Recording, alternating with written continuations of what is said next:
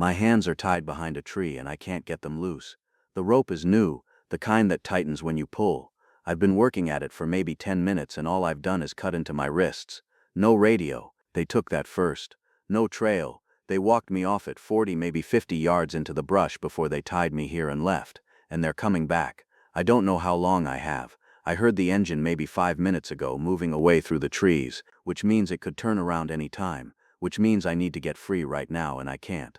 The sun is already brutal. There's no shade except the tree at my back, and the jungle has gone quiet in that particular way it goes quiet when something large is nearby. I go still. The grass to my left starts moving. Not wind, wind moves everything at once. This is different, one stalk at a time, in a line, slow and heavy and coming straight toward me. I press back against the bark. There's nowhere to go. I can't run, can't climb, can't do anything except watch that grass move and wait to see what comes out of it. Then he steps through. A silverback, massive, knuckles to the ground, shoulders wider than I can stretch my arms. He stops at the edge of the clearing, maybe 12 feet away, and he looks at me. And he doesn't run. That's the thing that doesn't make sense. Every wild animal I've ever encountered at close range has one of two reactions. It attacks, or it leaves. This one does neither. He just stands there, breathing, looking at me with those dark eyes, completely calm, like he's seen a man tied to a tree before. Like maybe, and this thought hits me hard and fast, like maybe he has. I don't move, I don't speak. I know enough about gorillas to understand that the wrong gesture right now ends everything. So I stay still, and I let him look. He takes one step forward, then another. His eyes drop from my face, down to my hands, down to the rope around my wrists, and he goes absolutely still. Not the stillness of an animal deciding whether to charge, something different, something I don't have a word for yet. He's looking at the rope the way you look at something you recognize. My heart is going so hard I can feel it in my throat. The sweat on my face is cold now despite the heat. I want to say something, I don't know what, but I keep my mouth shut because I don't want to break whatever this moment is. He takes one more step, reaches out, and touches the rope. Not me, the rope. One finger, then his whole hand wrapping around it, testing the tension, feeling where it's pulled tight against the bark. His grip is unhurried, deliberate, like he's trying to understand something. I'm not breathing, because now the question isn't whether this animal is going to hurt me. The question, the one that's making my entire body go cold, is whether he understands what he's holding, whether he knows what it means. And then before I can find out, from somewhere past the tree line, maybe a quarter mile out, an engine, low, growing. The gorilla hears it, his head lifts, his hand stays on the rope, and he doesn't move away from me. He moves closer. He's still holding the rope when the engine sound gets louder. I can hear it clearly now. Not one vehicle, two, moving through the brush maybe half a mile out, but coming this direction. I can tell by the way the sound stays constant instead of fading. They know exactly where they left me. The gorilla's hand tightens on the rope, not a squeeze, more like a grip finding its position, like a man picking up a tool he knows how to use. I watch his face. His jaw is set. His breathing has changed, shorter now, through the nose, the way an animal breathes when it's calculating. His eyes move between me and the direction of the sound, back and forth, and I get the distinct feeling that he is doing something I have no framework for, that he is making a decision. Then he pulls. Not hard, not yet, a test pull, slow and deliberate, feeling where the rope gives and where it doesn't. The bark bites into my wrists and I bite down on the sound that wants to come out of my throat. He feels the resistance and stops immediately, adjusts his grip 3 inches to the left, closer to the knot, pulls again. This time I feel something, movement, small, barely anything, but the rope shifts against my left wrist in a way it hasn't moved in the last 10 minutes of me fighting it alone. I don't say anything. I don't react. I'm terrified that if I do, if I break the concentration he seems to have settled into, he'll stop. So I just wait. The engine sounds are closer now. I can hear the terrain in them. The way the pitch drops and climbs tells me they're moving over uneven ground, working through the brush rather than following a trail. Maybe 10 minutes out, maybe less. The gorilla pulls again, harder this time. The knot doesn't give, but something else does. I feel the loop around my left wrist loosen by maybe half an inch, enough that the rope is no longer cutting, enough to feel like progress, which is the most dangerous thing in a situation like this, because progress makes you hope, and hope makes your hands shake. Mine are shaking now. He stops, looks at my wrists, then at my face. I don't know what he sees there, but he makes a sound, low, almost below hearing, more vibration than noise, and goes back to the rope. Then the knot tightens. I feel it happen, and my stomach drops. He's been pulling from one angle, and the knot has responded the way new rope does, cinching instead of loosening, redistributing the tension somewhere I can't reach. My left hand is going numb. The progress we had, the half-inch of give is gone. He feels it too. He stops pulling, sits back on his haunches and looks at the rope with what I can only describe as frustration. Not an emotional display, not anything dramatic, just the specific stillness of a creature that has encountered a problem and is thinking through it. The engines are loud now, voices too, carried on the air, words I can't make out but a tone I recognize, casual, unhurried, men who don't expect any surprises when they get back. I shift my body. It's instinct more than strategy. I rotate my left shoulder forward, trying to show him where the tension is, where the rope is pulling tightest against the bark. I don't know if it means anything to him. I don't know if this is the most useless thing I've ever done. He watches me shift. Then he moves, not to the same spot on the rope, to a different one, 6 inches lower, where the line runs between my wrists before it goes back around the trunk. He wraps both hands around it this time. Not one finger testing, not a slow, deliberate pull. Both hands, full grip. He pulls hard. The sound the rope makes is somewhere between a creak and a crack, the sound of fibers under real load, and I feel the whole thing shift at once, not just the loop around my wrist but the entire length of it, like he's found the one point that controls all the tension, and he's putting everything he has into it. My left arm comes half free, not fully. The rope is still around my right wrist, still around the trunk, but my left hand is out, and I can feel my fingers again, and I can reach the knot now with my free hand if I can just get 30 seconds. Footsteps, not the engine. Footsteps, close maybe 80 yards, moving through the grass with the particular rhythm of men who aren't trying to be quiet, because they don't think they need to be. The gorilla hears them. He stops pulling, and for one terrible second I think he's going to leave, that whatever instinct brought him here is going to be overridden now by the older and stronger instinct that says get away from humans, get away from the sound of them, disappear back into the grass and leave this stranger tied to his tree. He turns his head toward the sound. His shoulders rise, and then he turns back to the rope and pulls harder than he's pulled yet. The rope snaps against the bark. My right wrist burns. He's breathing hard through his nose now, quick short breaths, and his eyes are moving fast between the rope and the direction of the footsteps and the rope again, and I realize something that makes the hair on my arms stand up straight. He's not leaving. He's racing. He knows how much time there is, and he is working against it, and for the first time since this started I feel something I have no right to feel yet. I feel like I might actually get out of this. Then the footsteps stop. Voices, sharp now, surprised, maybe 50 yards out. They've seen something. The gorilla releases the rope, stands up to his full height, and takes one slow step forward, not toward me, toward them. They see him before they see me. I know this because the footsteps stop completely. Not the gradual slow of men being cautious, but the sudden full stop of men who have walked into something they didn't expect. 50 yards out, maybe less. The voices cut off mid-sentence, and the jungle fills back in around the silence, birds and insects rushing to cover the gap the way water fills a hole. I use the time. My left hand is free and shaking, and I get it to the knot while the gorilla stands between me and the sound of them, his back to me, shoulders up, completely still. The knot is tight, tighter than before, cinched down by everything he pulled, and my fingers aren't working right yet, the blood still finding its way back into them, the tips numb and clumsy against the rope. I work at it anyway. I don't have a choice. One of the men says something, low, to the other one. I can't make out the words, but I know the tone. It's the tone of a man recalibrating, of a man who came back expecting one situation, and found a different one entirely. The gorilla doesn't move. He's standing the way silverbacks stand when they want to be understood, not aggressive, not displaying, just fully, completely present in a way that takes up more space than his body should. His weight is forward on his knuckles, his head is up, and there is something about the way he holds himself that communicates something older and more direct than language, something that says, I am here, I am not leaving, and you need to think carefully about what you do next. I get one strand of the knot loose. The footsteps start again, slower this time, deliberate, the sound of men who have made a decision but aren't sure about it yet. I hear grass bending, a branch pushed aside, the wet sound of boots in soft ground. They're moving around him, trying to get an angle. The gorilla pivots, just his upper body at first, tracking the sound, then his whole frame shifting to stay square to the movement. He knows what they're doing. I don't know how he knows, whether it's something learned or something older than learning, but he adjusts without hesitation, without confusion, like he has done this before. I get another strand loose. The rope is still around my right wrist, but there's play in it now, real play, and if I can just get the loop over my hand. A voice, loud this time, One of the men testing, I think. The way you shout to see how something reacts, whether it charges or retreats. It's not a word.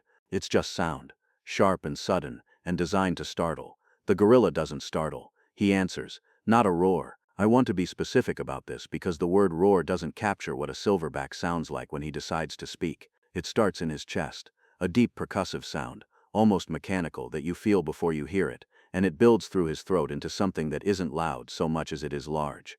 The kind of sound that has weight to it. That lands on your sternum and stays there. The birds go silent. Everything goes silent. And in that silence I hear something I wasn't expecting. Footsteps. Moving backward. Not running. Not yet. But retreating the way men retreat when they're trying to save face, and also put distance between themselves and something they have suddenly reconsidered. My right hand comes free. I don't stand up. I go sideways. Low, fast. The way you move when you don't want to present a profile, putting the tree between me and the direction of the voices. My wrists are bleeding where the rope cut in, and my left shoulder is singing with pain from the angle I held it at, but none of that matters right now. What matters is the grass 20 feet to my left, thick and tall. The same grass he came out of, and the fact that I am no longer tied to anything. I look at him. He's still facing them, still holding that ground. His breathing is audible now, big controlled breaths, the kind that precede effort, and his hands are pressing into the earth, knuckles down, weight forward. He hasn't looked back at me, but I think he knows I'm free. I think he knew the moment the rope came off. One of the men says something again, closer now, which means they've stopped retreating, which means they're working up to something, finding their nerve, and I understand that the window I have is exactly as long as he can hold their attention and not 1 second longer. I move, low and fast through the grass, pushing through the stalks with my forearms, trying to generate speed without generating noise, which is almost impossible, but I'm trying anyway. The ground is soft and uneven, and twice I go down on one knee and come back up without stopping. Behind me I can hear the voices getting sharper, the tone changing from caution to agitation, and then I hear him again. That chest-deep sound, and the voices pull back. He's buying me time. I understand this in a way I can't fully articulate even now. He is standing in that clearing between me and men who have guns. I saw the rifles when they took me. I know what they're carrying, and he is making himself the thing they have to deal with before they can deal with me. Not because I told him to. Not because anyone trained him to. Because he looked at a man tied to a tree and he made a choice, and now he's seeing that choice through to the end. I hit the tree line. Real cover now. Trunks thick enough to put between me and the clearing, undergrowth dense enough to swallow a person whole. I push 20 feet in and stop with my back against a strangler fig and let myself breathe, just for a second, just long enough to get my bearings. From back in the clearing, silence, then footsteps, cautious, moving in my direction. Then, that sound again, bigger this time, fuller, the kind of sound that doesn't ask anything of you. It just tells you something is true, and what it is telling these men, right now, in plain and ancient language, is that this is as far as they go. The footsteps stop. I don't wait to hear what happens next. I move deeper into the trees, navigating by the angle of the light through the canopy, heading west toward the reserve boundary, where I know there's a road, and where I know if I can get there, I can flag down one of the patrol vehicles that runs the perimeter in the early afternoon. Behind me the jungle is quiet. Not the quiet of before, not the waiting quiet that came before he stepped out of the grass. This is a different quiet. The quiet of something resolved, of a confrontation that ended the only way it was ever going to end once he decided to stand in it. I don't hear the men following. I don't hear anything except my own breath and my own footsteps, and somewhere above me, high in the canopy, a single bird starting up again, that particular species that always sings after the danger passes, as if it knows, as if it has always known, exactly when it's safe to make noise again. I keep moving. My wrists are bleeding down into my palms and my shoulder is bad, and I'm running on something that isn't quite adrenaline anymore, something quieter and steadier that I think might just be the pure animal need to get somewhere safe, the same thing that makes a wounded deer walk for miles before it lies down. I don't let myself think about him yet. That comes later. Right now I just move. The trees thin out. Light gets stronger. And then through the last of the undergrowth I see it. The red dirt of the reserve road. Wide and flat, and the most beautiful thing I have ever seen in my life, cutting through the brush in a straight line toward the east checkpoint. I step out of the trees. I stop, and for the first time since they tied me to that trunk I stand completely upright, in full sunlight, with nothing behind me and open ground ahead, and I let myself understand that I am out. I am actually out. My legs want to go. I won't let them. Not yet. I turn back once, back toward the tree line, back toward the clearing I came from, back toward where I left him standing between me and men with rifles, and I stand there for a moment and I just breathe. The jungle sits there, dark and dense and full of everything that lives in it, giving nothing away, the way it always has, the way it always will. I turn back to the road and I start walking.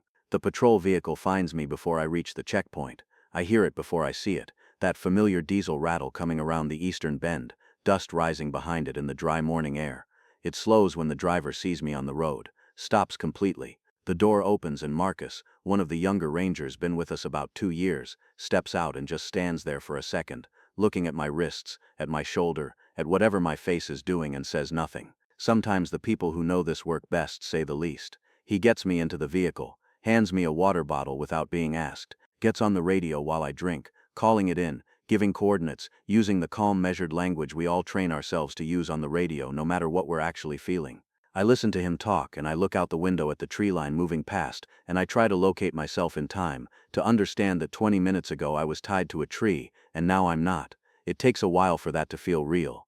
Back at the station they clean my wrists and look at my shoulder bruised, not dislocated, which is better than it felt out there, and I give my account to the reserve director, a woman named Sandra who has been running this land for longer than most of her staff has been alive.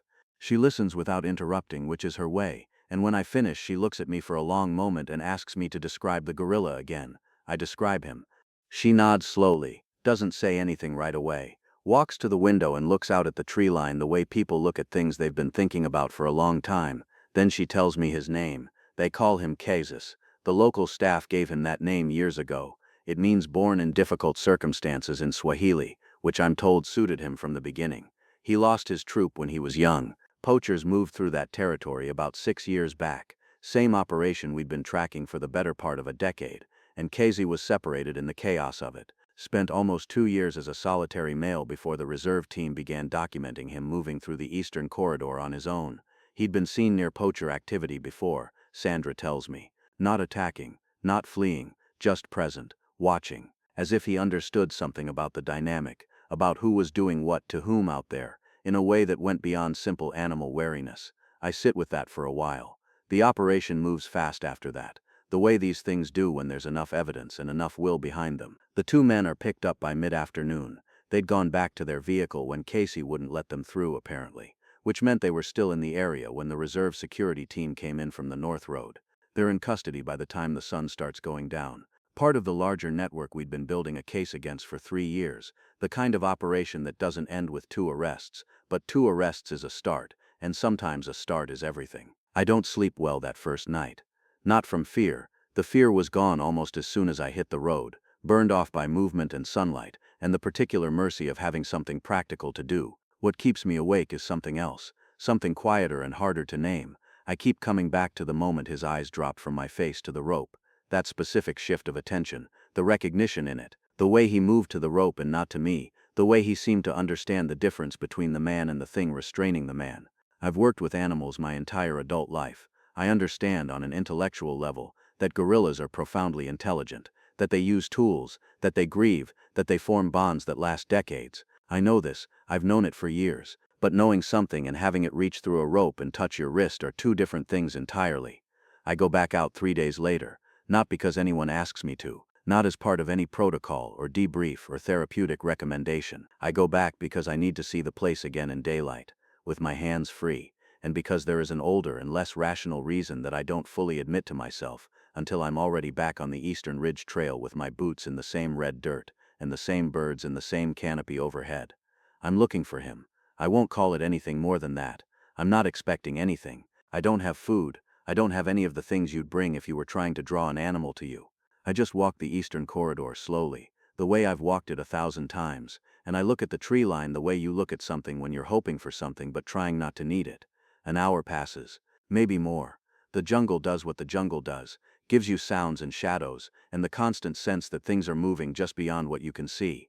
I find the tree.